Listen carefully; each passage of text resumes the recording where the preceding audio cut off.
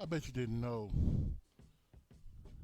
last year, as of September 10th, there's only 26 HBCU players in the NFL. Of those 26, 11 came from the MEAC, 9 came from the SWAC, 4 came from the OVC, and 2 came from D2.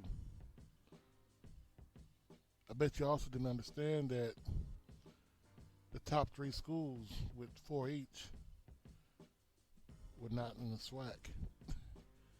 Carolina A&T, South Carolina State from the MEAC, and Tennessee State from the OVC.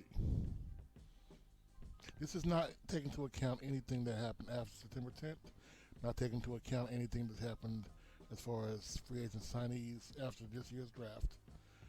This is when the NFL started playing football last year. Opening day rosters.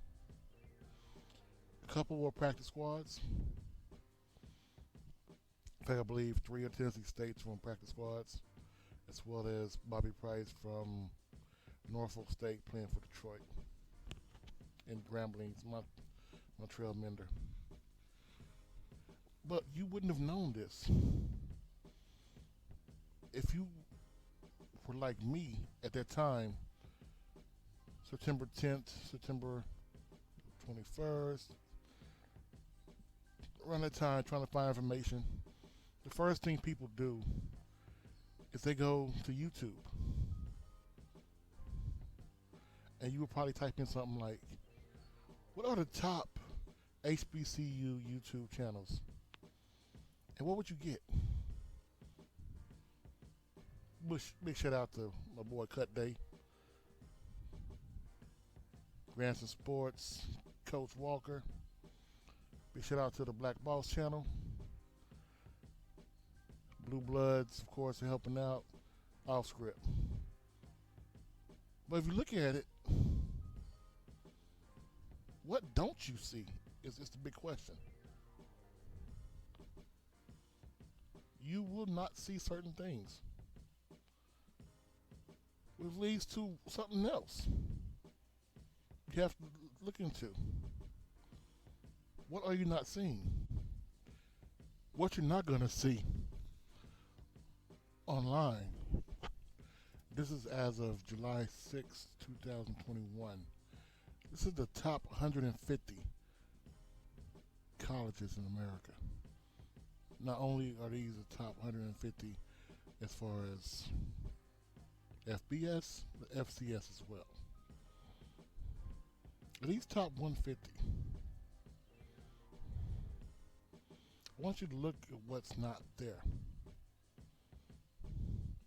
When you get to your very first FCS team, you're going to have number 83,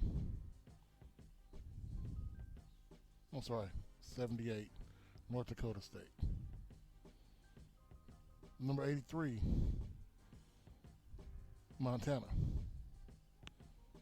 The next highest ranked FCS team, of course, we know, is Jackson State at 92, followed by JMU at 93. I'm going to leave this here because I want you to look into it. Do you see any other HBCU on here?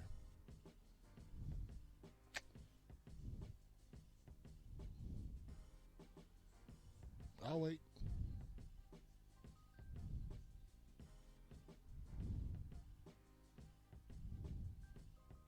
Anybody?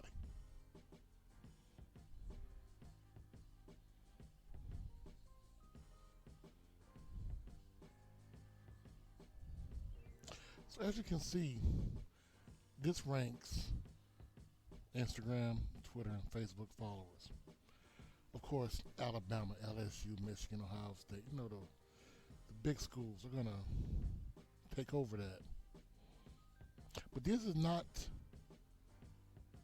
the fan pages.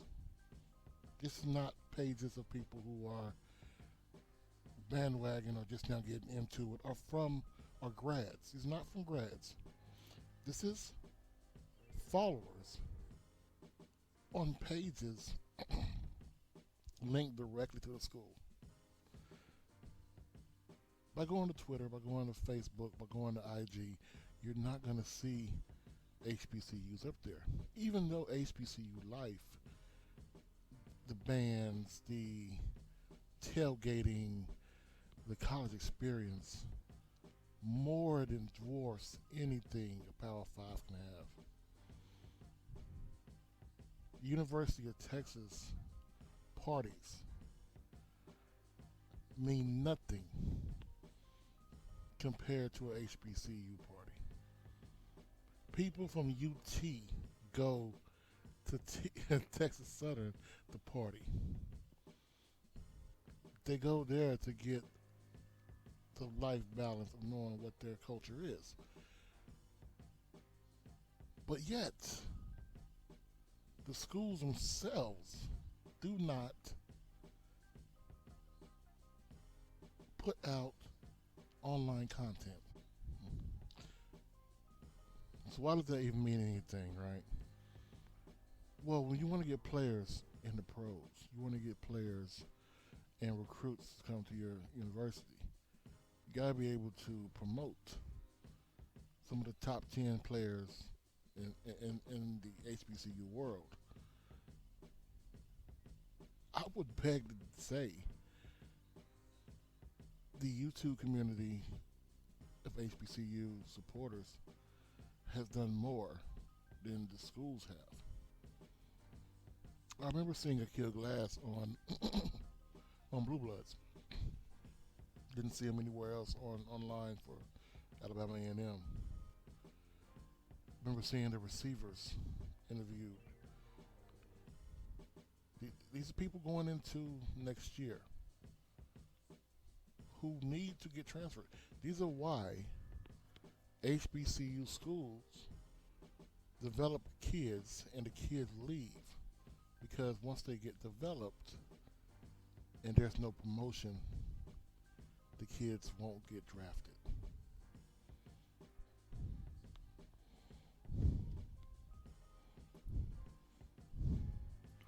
So next time, when you have schools that are trying to say, well, woe is me, nobody is coming here because we don't get promotion.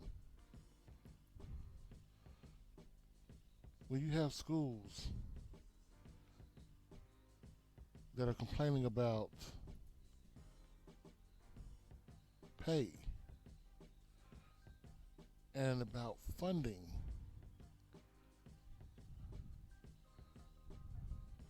you got to remember, all these schools have media departments.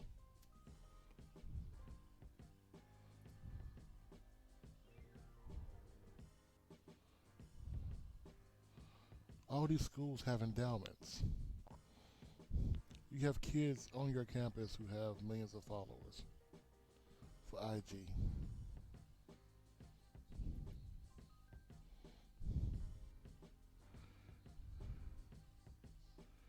There is no reason why these schools should be lacking of any kind of media presence.